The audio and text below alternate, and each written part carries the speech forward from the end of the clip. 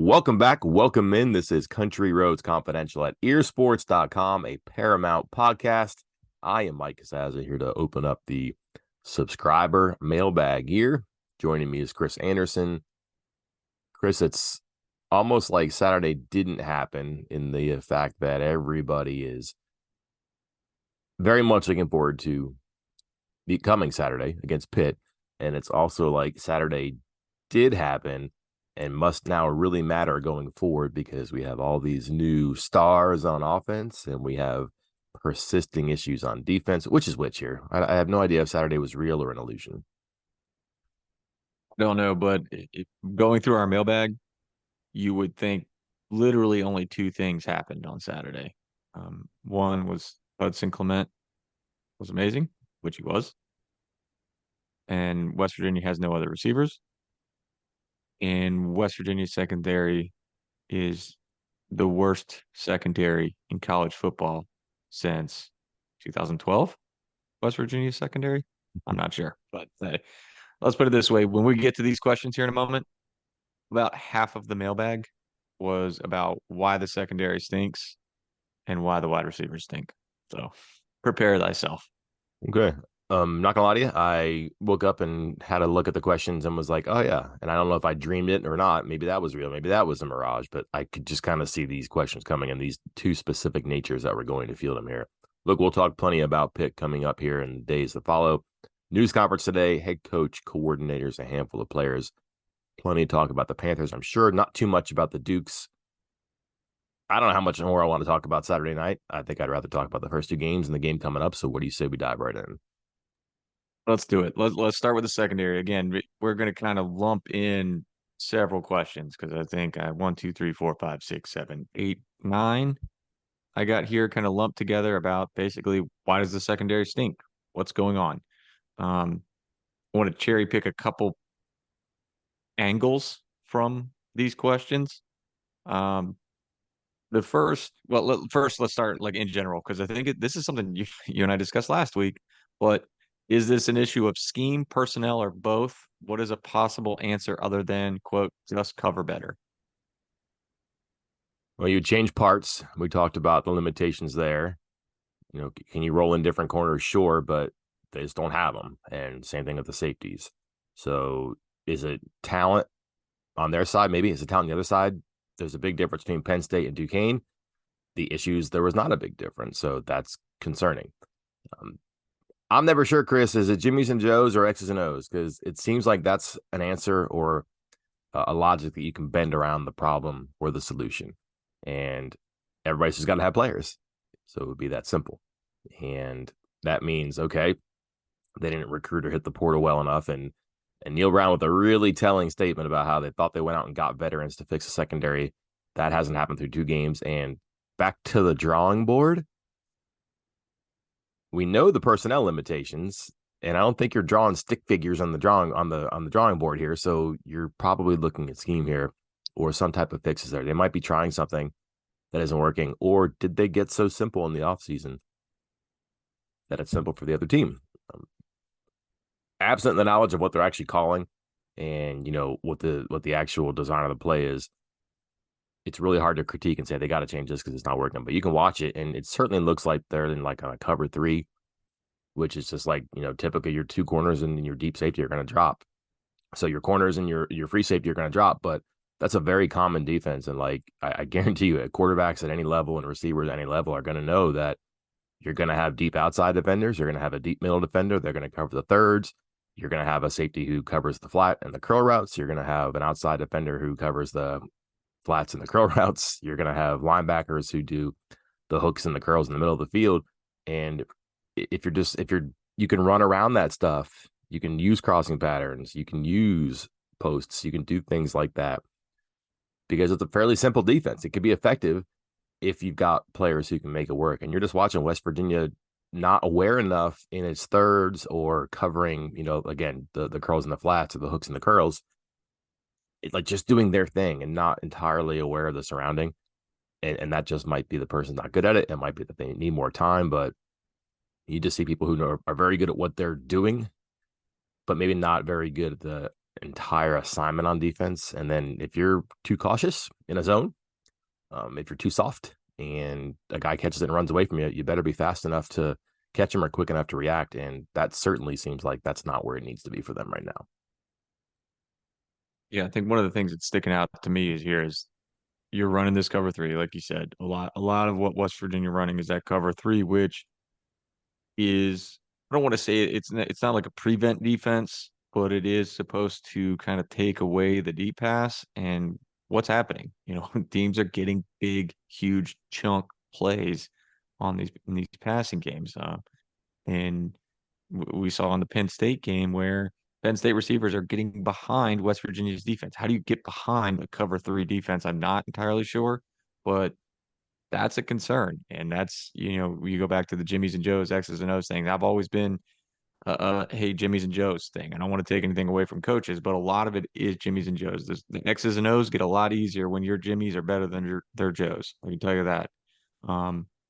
But Neil Brown said it himself after week one, Penn State game. Said they were simply just too far off and they were going to have to get tighter. And I think this brings us around to another point here. I don't think we were going to get an answer this week, no matter what. There was a reason I did not include this in three key matchups, and Neil Brown, I believe, alluded to it after the Duquesne game. But the tweaks and the changes that Neil Brown said were coming. Again, he said, we've got to get tighter in coverage in the secondary. They weren't going to do that against Duquesne. Like, if they're making changes to the defense, they're not going to put it on film against a team they're supposed to beat by 40 before they play Pitt. Okay. Like yes, they probably should have been doing tighter coverage against Penn State. But again, they've already said, that their game plan was to shut down the run and try to make Penn State beat them through the passing game. And they just did. They simply put, Penn State did. But then they're going to tighten it up moving forward. But you're not going to tighten it up against Duquesne. You're going to save that and use it against Pitt and then go forward from there. So I'm not saying I'm giving this secondary a pass yet. I mean, you'll see my position group power rankings on Wednesday. Cornerbacks and safeties are still ninth and 10th on the list, and they are so far back at ninth and 10th. Well, with eighth as well. It's kind of those bottom three are so far back. I won't tell you number 8 just yet because we'll get there, but they're so far behind everything else on this team. I don't know if it can get fixed on the fly right now. I'm with you on what we saw against Duquesne. I just thought it was a very simple defense, and it was catch and run stuff too. And like it's a zone. It's a cover three is a zone. Like you're gonna have 3 guys, and you're gonna have 4 underneath defenders. And again, the scheme I don't think is so much of an issue. I think a lot of it's personnel stuff, and it's not just like that they might look slow or uncertain or they're not fast enough to catch up with or track down receivers. That's part of it, I guess. And then your zone's not going to be that good. Your cover three is not going to be that good. And maybe they need to be a bit more aggressive, but like I've got to think that somewhere they're saying, hey, it's 3rd and 9, don't be 12 yards off the ball and maintain that cushion. Like sooner or later a player has to know that, just has to. And like you can watch this too, it's a 3rd down play and the quarterback is on the left hash, which means that the cornerback on the other side, on the far side of the field, he's going to be back because that's a long throw from one hash to the other outside. And you see guys drop back on that a lot because they should be able to react and close that opening if a quarterback does in fact get there. And a couple of times now in 2 games, you've seen a quarterback get back there and make that throw with a lot of room. And that's not how it's coached. It's not how it's coached. And it shouldn't be allowed. It shouldn't happen again and again and again. But players kind of have to know what they're supposed to do in those situations and have to be, it's one thing to be like football savvy enough to not allow that cushion to be there, but then you got to be quick enough to close it and know when and know how. And that just seems to be an issue right now. But again, like that, it was a Beanie Bishop thing, for example. That guy's played a lot of football. He knows how to do it. But like, did the light just go off there? Maybe. And then a couple minutes later, makes a great play on an interception. Like the same guy, the same side of the field, the same receiver, the same quarterback. And you have those 2 moments there. It can get a lot better because it's not great right now. It can get a lot better too, because I don't think it's like being spun the wrong way. It's not being taught the wrong way, and they have to unravel it, break bad habits, and create new ones. Maybe that's optimistic. Don't get me wrong. It hasn't been very good. I don't think it's going to become a top 10 secondary, but a lot of room to get better here. And it just seems like the mistakes are so apparent and players know better. And certainly coaches are not going to let them off the hook on that. Top 10 in the Big 12, maybe? That's what I meant. Yeah. Is that possible? Mhm. Okay. Um, Oh, nationally, again, Chris. the the other questions again, a lot of people asking about this, different angles, and one of the other angles was from Crowtown Ear here. How does Shadon Brown, cornerbacks coach, secondary coach, still have a job? The corners have regressed every year since he came to WVU, and the talent we did have left under his watch. I mean, it's a good question. Delicate thing for you and I, Chris. I don't like advocating for coaches to lose their job. Sometimes you can tell that it's a situation that it might be time for a change, and sometimes you need a new voice. I don't know where that's at yet. They just there are some things that have to clean up, and I would think right now that everything is certainly going to be evaluated because everything is certainly being evaluated, and you can't see this and go, "We'll get to that later." It's a primary concern for them right now. How does he still have his job? I don't know. I mean, that's not for me, but like I'm assuming that he's trusted to do it, and he's also the co-coordinator. He coaches the entire secondary, so he does have that trust. But he's also the co-coordinator and coaches the entire secondary. He has to do something with that trust. So that's going to be something to watch for sure because you have to have a voice that says something, and that voice is inside the helmet on the field the entire time. You can't forget things. You can't be allowed to, forget this, ignore that, abandon something that's, critical to what you're doing on defense. And I'm not saying it's happening, but like if it gets to that situation, that's when you make a change. But maybe that is happening. Maybe players are tuning out. Maybe they're not taking all the instruction, all the coaching that they should. And that's why you have letdowns like that. That's an evaluation that has to happen. It just has to. You might see different ideas. You might see changes without actually like a personnel title, like, oh, we made this change, whatever. That's not uncommon in college because it can freak people out. It can make situations look bad.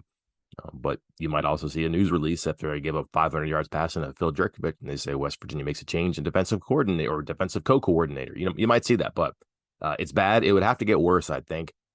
It seems very early to make a change like that, but I mean, let's be honest. Everything is on the table here too, and if one coach or one aspect of the team suffers, sometimes someone's got to pay. Let me counter that. It is everything on the table though, Better be because right. well, if you're Neil Brown, right, I think we all agree like this is the make or break year, right? Like if things don't go right, that's it. Are we in agreement on that? Hmm. There's levels to this, Okay. Chris. But yeah, like if, uh, if this is a fiery car wreck, then yeah, they're gonna make a change for sure. Okay. So if this is you know, this is your last stand, this is your Alamo, you have to get this right. Firing your secondary coach and your corners coach halfway through the season, partly through the season, and then what? Putting it in the hands of a GA to coach that position, or are you calling Jeff Castile off the sidelines, or out of the wherever he's at right now to coach somewhere in that secondary? How is that going to help? Because I hate to say that, if you're Neil Brown, you're kind of taking this short-sighted win now approach. How is it going to help you win now this year in the next few games by firing your cornerbacks coach mid-season? I think that's going to set you back at that position, or maybe keep it as is or worse. I'm not sure, and it's going to make it harder to win now. Maybe this were year two, year one. Insert your COVID year zero jokes now. Uh, Everybody that's listening. Oh, see, somebody tried to chime in with a COVID joke right there. Um, or a year zero joke, not a COVID joke, but I just feel like it's going to make it harder because I think the main objective right now is to get as many wins as possible this year to save your job. And firing a coach, like at a position as important as that at this point, mid-season, will not help you accomplish that goal. I don't think. Just again, this is not a cop out, but just absent details. I don't know. Like if there's conflict, like for example, if they're on if they're on Shadon Brown to like do a better job matching verticals and releases, right? And instead you're seeing those cushions there, and it's just a thing like I don't want to do that. Well, you need to do that. Well, I don't want to. Well, then that would be kind of toxic, and you make a change there. If there's some dispute there, like, hey, we keep asking for better this, and you're giving us that because you're not doing what we want you to do. That's from the defensive coordinator, head coach, whatever. If there's a conflict like that, of which I'm not aware of one, but that would be certainly a change for there. If players are tuning out and rolling their eyes on the corner coach in film and practice or whatever, that's where you need the new voice. So there could be things like that, Chris, where, yeah, does it make you better right away? Because you might still have the same problems. You might still have a bad scheme. You might still have players who aren't quick enough, fast enough. Sure. But you can't let them tune out the ideas. So there's different things there. It might make you better. Number one. Number two, if you allow kind of a combustible situation to eventually combust, you're not doing anything for the now, and you're certainly not doing anything for the later. Like if this becomes a culture kind of a thing where the secondary is a punchline for the next 10 weeks, how is that going to be good for next year? Because you are likely to lose players to the portal or to not come back, or you might have coaches who leave. You might have recruits who go, no, this looks really bad. I don't want to be like, I don't need the Benny Hill soundtrack on my huddle highlights, right?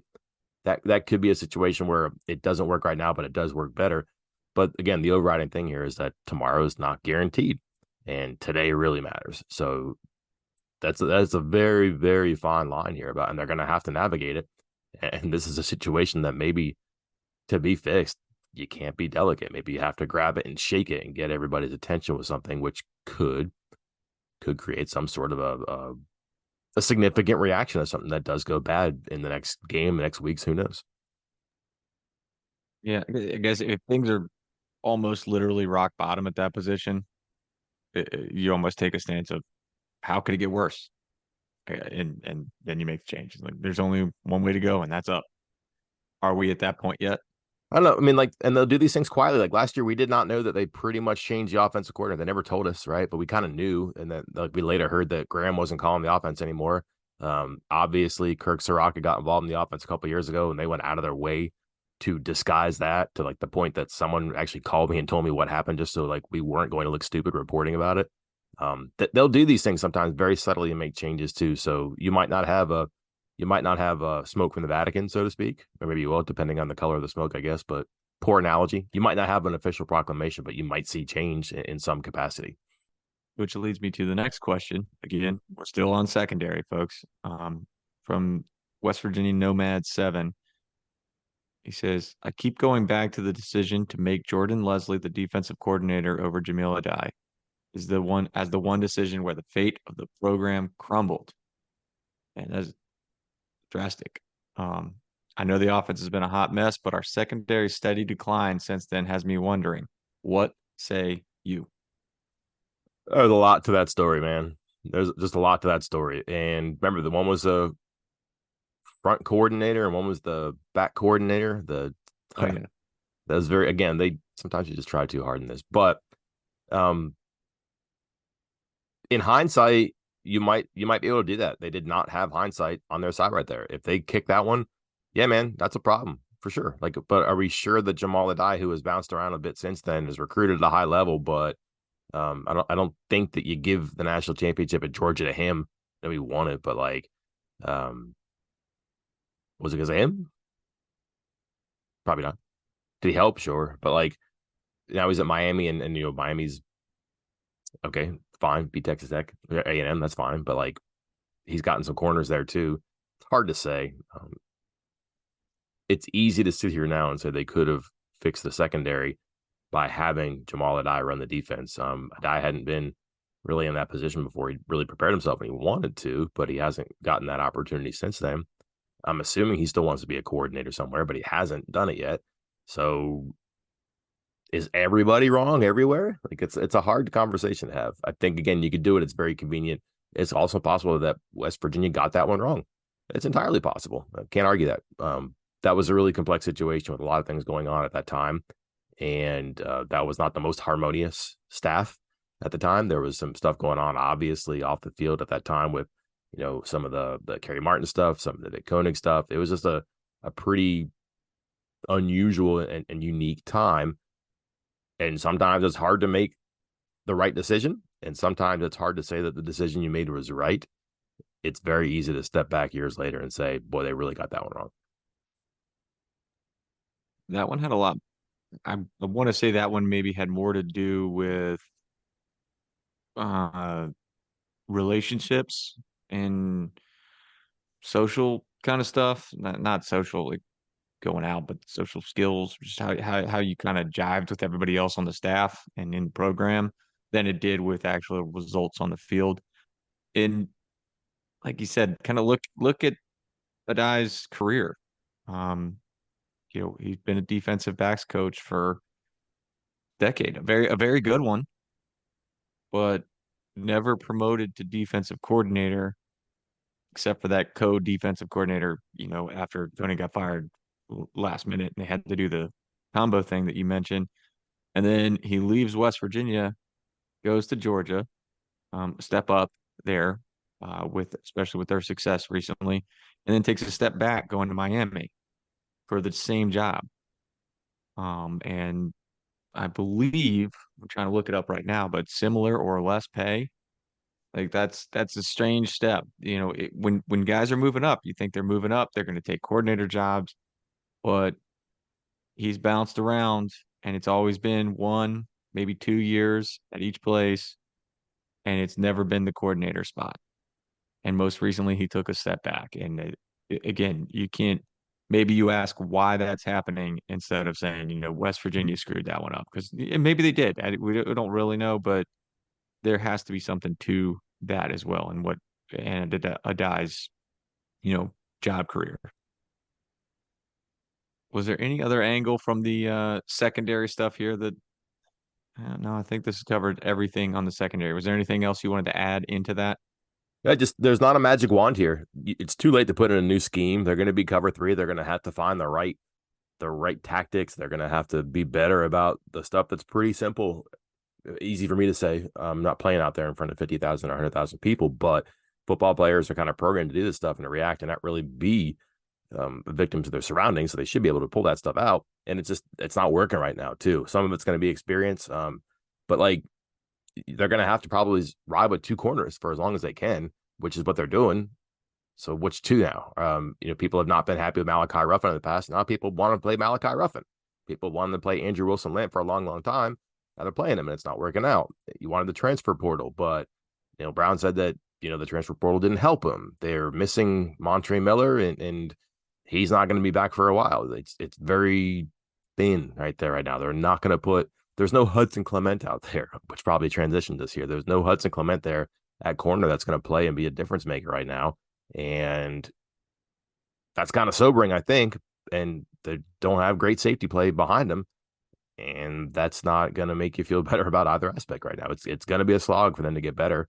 And there might be some like really nail biting white knuckle moments there, but that might be what they're going to have to do, just kind of slug their way through this and just fight and swing until they knock somebody down or they win a round or win a couple rounds and figure this thing out. All right, you said his name, Hudson Clement, which leads us to another third of the questions for the mailbag this week. My job's going to be easy when we get to the writing part of this. I don't know. In general, the feeling is from many of these questions, essentially, why is it that West Virginia's two best receivers are walk-ons from West Virginia and not the loads of transfers added or high-rated scholarship players that came to campus? Mike, you're first. One of it is that Devin Carter and Traylon Ray didn't play.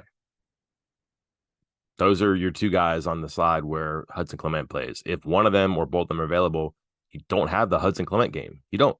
So that's how fickle this is sometimes too. And again, the top transfer and the guy who's the best receiver in the recruiting class didn't play. Of course, it's not going to look good. That's going to push people in to play. And let's be honest here. They really wanted Cortez Bram to be a guy this year. Spoke up his offseason in legendary form. They said, I really think he's going to make a leap this year. It happens in the second year.